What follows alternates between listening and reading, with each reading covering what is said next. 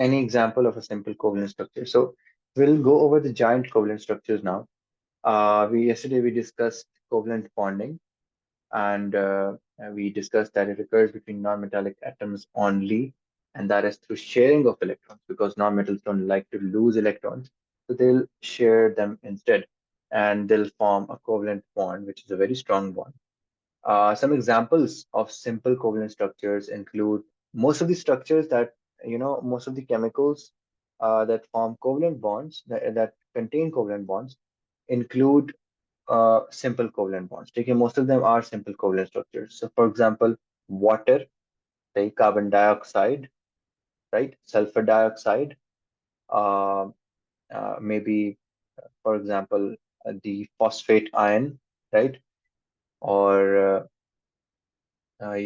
something as simple as oxygen gas. They all are simple covalent structures, right? But when it comes to giant covalent structures, so giant covalent structures, जो होते हैं ना, they are much, much bigger. See, they're also known as macromolecules. Macromolecules are giant structures because they have repeating units of a monomer. What do you understand by monomer, Rafi? I don't know. पहली बार सुन रही Monomer, monomer जो होता है ना, monomer is the simplest unit of any substance. ठीक है, the simplest unit. So, for example, uh, if you have like a chemical substance, ठीक है, for example, if you have silicon dioxide, ठीक है, SiO2. So, if you have SiO2, SiO2, right? So this contains a this is a simple covalent structure on its own, right? If it's taken as one atom. But SiO2 does not exist as a simple covalent structure. SiO2 repeats itself over and over again to form silica. Okay? So if you repeat SiO2 over and over again, like an infinity amounts of time, thousand million times, so that forms a macromolecular structure. The monomer for this macromolecular structure is SiO2, but it repeats itself over and over again, and it forms a very giant molecular structure known as silica, right? Silica is otherwise known as sand. So we'll go over giant covalent structures. So this is the content. We'll go over giant covalent structures. So giant covalent structures are extensive networks of atoms bonded together by strong covalent bonds, forming large stable lattices. Okay? Earlier we discussed what is a lattice. Lattice is basically a crystal structure. It's a very regular arrangement of atoms, which is known as a lattice, right? So giant covalent structures are extensive networks of atoms bonded together by strong covalent bonds, right? Giant covalent structures will contain multiple repetitive covalent bonds, and they will form giant lattices. They are composed primarily of non-metal atoms. So yes, so they'll not contain metal atoms. They form three-dimensional structures that can be very large, and some of the examples that you should know of giant covalent structures, which you are tested on your Cambridge exams, is diamond, graphite, and silicon dioxide, which we just talked about. So we'll go over these structures in more detail. So here's a picture of the 3D models or 3D representation, graphical representation of diamond and graphite and silica, right? So you can see that have a 3D structure, and they're really, really large. Uh, diamond and graphite, जो है ना, diamond and graphite, they are composed of carbon only. ठीक है, ये आप लोगों ने बात याद रखनी है. They are only composed of which atom? They are only composed of carbon.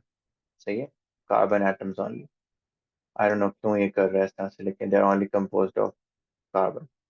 So they are also known as the allotropes of carbon. Allotropes जो होते हैं ना, they are giant molecular structure. They have मतलब basically they are different physical forms of the same element. So for example, carbon जो है ना, it can exist as coal as well. Carbon it can exist as diamond, and carbon can exist as graphite too. ठीक है, they're all forms of carbon. बस इनके structure में फर्क होता है कि carbon अगर if it's carbon atoms जो होते हैं, if they are bonded covalently, and if they form this tetrahedron structure, that's diamond.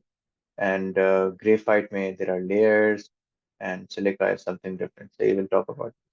So you should know what the properties of giant covalent structures. They have very high melting and boiling points, and that is because they have strong covalent bonding and they have multiple covalent bonds. So a very large amount of energy is required to break those covalent bonds, right? So to overcome those covalent bonds, a very large amount of energy is required, and that's why they have very high melting and boiling points. Diamond जो है वो तीन से melting है. The diamond is one of the toughest substance known to mankind.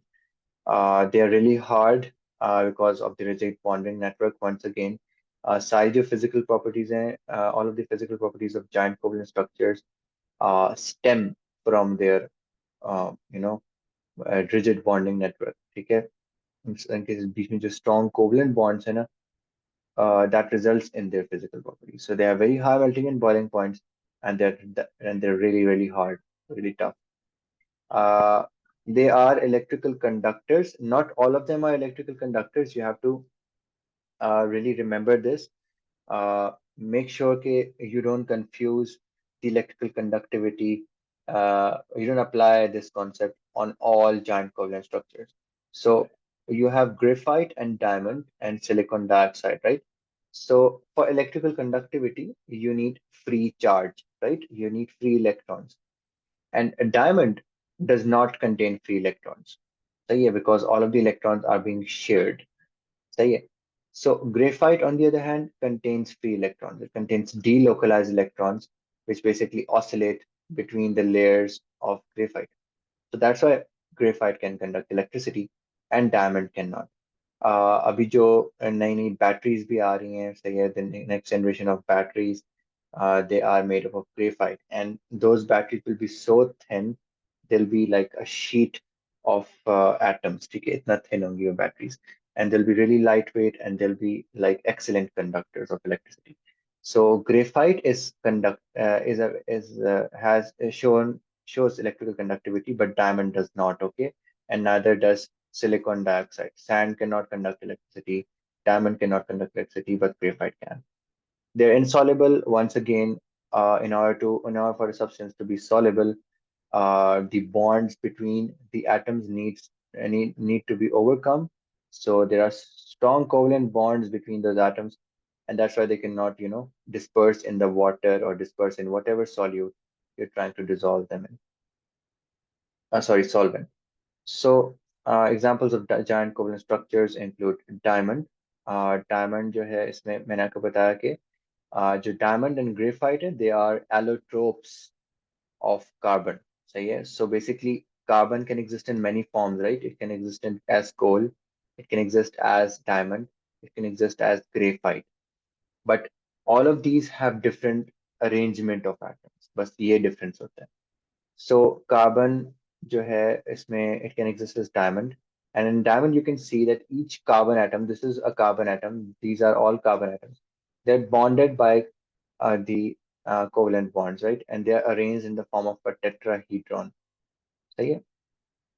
So carbon has four free outer electrons, which it can share with the four free outer electrons of other carbon atoms, right? So that's why it forms this tetrahedral structure, and that's what makes diamond extremely hard and have a really high melting point. And it's an electrical insulator because the electrons are not delocalized. We have graphite. Graphite में भी जो atoms होते हैं carbon के, they form like hexagonal structure. So जैसे अगर आपका Honey comb होती है, ऐसे हनी कॉम्ब होती है. So carbon atoms होते हैं, they are bonded in a hexagonal manner, right? And this hexagon repeats itself over and over again, and it forms like this one layer. ठीक है. And layer by layer जो arrangement होती है ना, this is one layer, this is one layer, and this is another layer. So these layers, individual layers, arrange themselves to form graphite. अच्छा, अब इसमें एक जो इंटरेस्टिंग बात है ना, वो ये कि ग्रेफाइट की जो लेयर्स होती है ना, उनके बीच में जो इलेक्ट्रॉन्स होते हैं ना, उनकी ग्रेफाइट की लेयर्स होती है ना, they are not covalently bonded. ठीक है. They have weak binding forces because इनके बीच जो electrons है ना, they are basically oscillating. So this carbon atom wants to bond with this carbon atom, but it's so far apart. So it will just, try to इसका electron cloud, इसके electron cloud के साथ, एक kind of merge होगा, सही है, and it will just oscillate. So इसके electrons जो है ना, ऊपर नीचे in between the layers जा सकते हैं, right? Oscillate करते हैं between the layers. So that's why it has delocalized electrons. And because it has delocalized electrons, it can conduct electricity. इसके अलावा one more property that you should know is that graphite is very soft and slippery, and that is because the layers can slide over each other, right? So the layers can just slide over each other, and that's what makes graphite soft and slippery. And because of the delocalized electrons, it can conduct electricity, right? Okay, so we have silicon dioxide. Silicon dioxide is sand, and इसमें ये होता है कि each silicon atom is covalently bonded to four oxygen atoms, right, in a tetrahedral arrangement. So this tetrahedral arrangement you saw in diamond as well. So silicon, you can just read this description here. We have a silicon atom. So silicon atom है, ठीक है, and then each silicon atom is bonded to two oxygen atoms, right, and it forms this tetrahedral structure. And it has also very hard, high melting and boiling point होता है, and it is used in glass and ceramics. I'm just going over this very very quickly क्योंकि इसको बस आप लोगों ने as it is याद रखना है, ठीक है? You just have to learn each of these characteristics by heart, and you should know the structure and the arrangement of atoms. This is a summary of what I just told you. Diamond में each carbon atom forms four covalent bonds in a very rich giant covalent structure, and this is what makes diamond so hard and to have such a high melting and boiling point. Graphite में the carbon atoms they uh, basically are bonded in a hexagonal arrangement, so like a honeycomb arrangement, and these honeycombs repeat themselves over and over again, form a layer, and these layers जो हैं they arrange ऐसे arrange हो जाती हैं, and these layers जो हैं they can just slide over each other, which makes graphite really slippery and really smooth. Plus जो layers हैं उनके बीच में electrons जो है ना they basically oscillate between the layers, right? They move up and down between the layers. The electrons are delocalized, and that's what makes graphite able to conduct electricity. Similarly, we have the structure of silicon dioxide, which each silicon atom is bonded to two oxygen atoms. So this also forms a tetrahedral structure, and this repeats itself over and over again. So right here, this right here is one tetrahedron, and this is another tetrahedron. This is another tetrahedron. This is another tetrahedron, right? And it repeats itself over and over again to form silica, right? So this is also known as sand. And if you take like a grain of sand, and if you view it under a really, really strong microscope, particularly a scanning tunneling microscope known as STM, do search it up. It's a microscope that can view atoms. So you can see the structure, right? So that's all for giant covalent structures. You should know some of the applications of giant covalent structures. For example, diamond used in cutting tool, drill bits, and jewelry because of its hardness and melting and boiling point. Graphite is used in pencils and lubricants. Silicon dioxide or sand is used in glass manufacturing. So that's all for uh, giant covalent structures. If you have any questions, please feel free to ask.